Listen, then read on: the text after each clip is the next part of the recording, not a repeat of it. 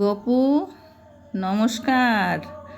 আর ভালোবাসা, তুমি আমার ভগবান, তাই তোমাকে নমস্কার।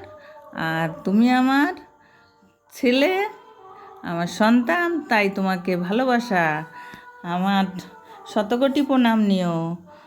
কৃষ্ণ, আমার শতকোটি প্রণাম নিও, কৃষ্ণ ভগবান। আর আজকে আমি আমার একটা গল্প বলবো, আমারই নিজের গল্প। আমার যখন বিয়ে হয়েছিল তখনকার গল্প। আমার বিয়ে হয়েছিল, তোমার বাবা আর যার সঙ্গে যার লেখা থাকে, বলে না জন্ম মৃত্যু বিয়ে, এ তিন বিধাতার লেখা। তাই সেই বিধাতার লেখা দেখেই আমি তোমার বাবার সঙ্গে আমার বিয়ে হয়েছিল। আমার বড় গোসাই অনেক সুন্দর ছিল। আমার বড় গোসাই ইয়ংকালে মানে হিরো ছিল। সবাই, সব মেয়েরা গ্রামের, দুই গ্রামের সব পাগল ছিল, কিন্তু ও কোনো মেয়েদের দিকে তাকাতো না। আর ওই লাইন করা ঠারা ওসব লাভঠাপ ভালোবাসতো না। তাই আমার সঙ্গে বিয়ে হয়, দেখাশুনো করেই হয়। দেখাশুনো করে হয়, একদিন হঠাৎ করে ওর বন্ধুরা বলে, চল একটা মেয়ে দেখে আসি। তা তুই বিয়ে করবি তো? বলছে যে না, এবার করব না। বলছে কি না, চল দেখে আসি। অনেক জোর করে নিয়ে গেছে। তা সন্ধ্যা লেগে গেছে, লাইটের আলোতে নাকি আমাকে তখন নাকি খুব ভালো লাগছিল দেখতে। পরে আর ভালো লাগেনি দেখতে, কিন্তু তবুও মানে এটা একটা মানে হাসতে হাসতে বলে ফেলেছিল আর কি। কিন্তু আমাকে খুব ভালোবাসতো। তারপরে সবাই বলতো, গ্রামের সবাই বলতো, এত সুন্দর ছেলে, কীরকম একটা মেয়ে বিয়ে করেছে, ভালো মানে ওর সঙ্গে মানায়নি একটু। যে বউ দেখতে এসছে সব, যে মানে মানে দেখে, সামনের থেকে দেখে পিছনে যে বলতে বলতে যাচ্ছে, এ মা, ছেলেটার সঙ্গে একটুও মানায়নি বউটাকে, ভালো না চেহারা। এখন আমার যদি ভাগ্যে থাকে, আমার যদি মানে সাধনা ভালো থাকে, তাহলে তো আমি ভালো পাবোই, তাই না গপু? আমার তো সাধনা ছিল না, আমার ভালো সাধনা ছিল, আমার ভালো কর্ম ছিল। তাই আমি তোমার বাবাকে পেয়েছি আমি।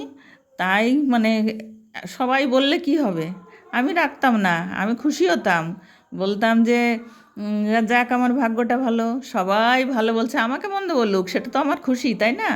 আমি খুশি হতাম যে আমার স্বামী ভালো হয়েছে, আমার গপুর বাবাকে সবাই ভালো বলে, তাই আমি খুব খুশি হতাম।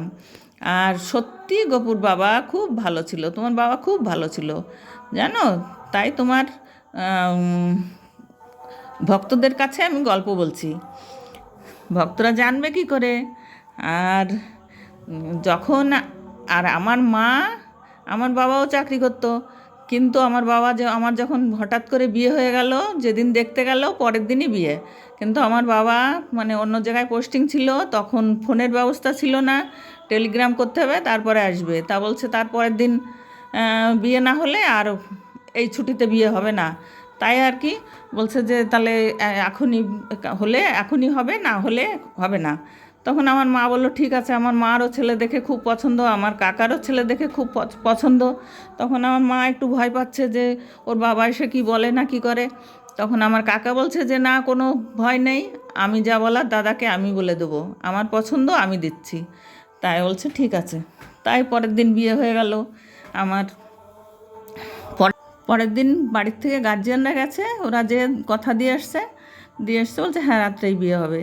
ঠিকঠাক হতে হতে 3টে বিকাল, রাত্রে বিয়ে। কোনো কিছুই হয়নি, মানে অধিবাস হয়, গায়ে হলুদ, এসব কিছুই করার টাইম পায়নি। সেইটুকু টাইমের ভিতরে বাজারঘাট করবে না কি করবে, সেই সব করেই এরকম করে বিয়ে হয়ে গেল। তারপরে তো আর কি, শ্বশুরবাড়ি আসলাম পরের দিন। আসলে সব দেখে দেখে ওরকম মুখ ঘুরিয়ে যাচ্ছে। তা আমি দেখছি যে এই তো, আর আমার শাশুড়ির মন খারাপ হয়ে যাচ্ছে, যে সবাই খারাপ বলছে, যে খারাপ মানে ছেলের সঙ্গে মানায়নি। তখন ওনার মুখটা খুব মানে এই হয়ে গেল।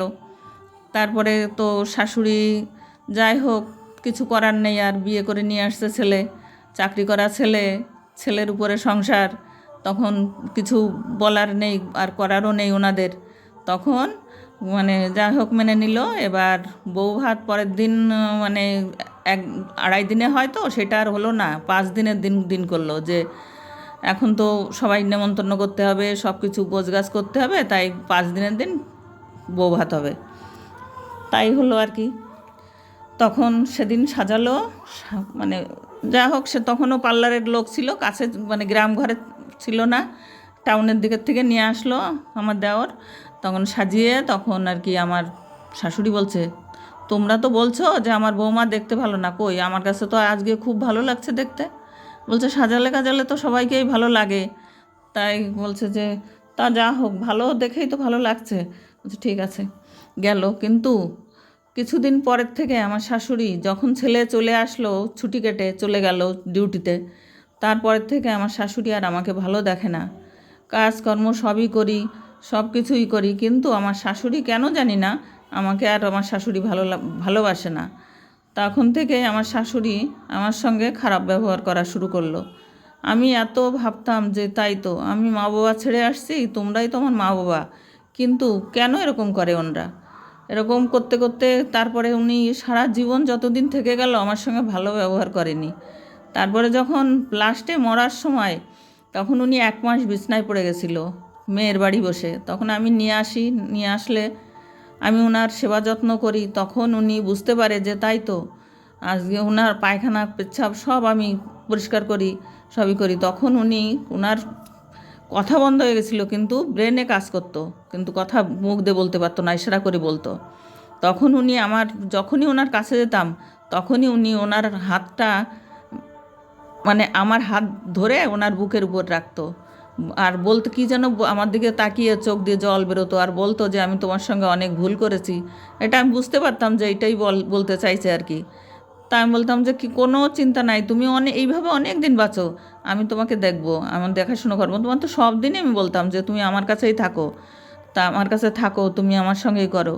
এখনও আমার মনে হয় যে উনি বেঁচে থাকলে আমার খুব ভালো হতো, আমার সঙ্গে থাকলে ভালো হতো। কিন্তু জানি না আমার ভাগ্যে কী ছিল, তাই ওনার সেবা যত্ন সেইভাবে আমি করতে পারিনি। কিন্তু লাস্ট বয়সে যাক, সেই যে কয়দিন বিছনায় পড়েছিল আমি করেছি, উনি খুশিতেই তখন খুশি ছিল, আমি বুঝতে পারতাম। আর সবাই আমার বাড়ির লোক, ওনার ছেলে মেয়ে সবাই বলতো যে আমার বৌদি, সবার কাছে বলতো যে আমার বৌদি খুব ভালো যত্ন করে, আমার মাকেই করে, দেখাশুনো করে। তা সবাই করবেন, আপনাদের কাছে বুড়ো হয়ে গেলে, আমরাও তো একদিন বুড়ো হয়ে যাব, বিছনায় এখনও মানে অচল একেবারে হয়নি, তবে মানে হলে হয়তো জানি না, কিন্তু করেছি। তা এখন যদি আমার বৌমারাও হয়তো করবে, আমার বৌমারাও তো ভালো ঘরের মেয়ে, তারাও ভালো। এখন ভগবানই জানে কি হবে, ঈশ্বর আমার গপুই জানে যে আমার ভাগ্যে কি আছে। আমি তো জানি না আমার ভাগ্যে কি আছে, আমার গপুই জানে। আমার এই ললাটে কি লেখা আছে সে গপু ছাড়া আর কেউ জানে না। তাই ললাটের লেখা কেউ খণ্ডাতে পারবে না, ললাটে যা আছে সেটাই ভোগ করতে হবে। তাই হরে কৃষ্ণ কৃষ্ণ কৃষ্ণ বলো আর পাপ খণ্ডন করো। হরে কৃষ্ণ নামেই সব মুক্তির রাস্তা হরে কৃষ্ণ। তাই হরে কৃষ্ণ কৃষ্ণ কৃষ্ণ হরে হরে। আর আমার স্বামীকে, আমার বড় গোসাইকে ভালো রেখো, আমার সন্তানদের ভালো রেখো, আমার সবাইকে ভালো রেখো।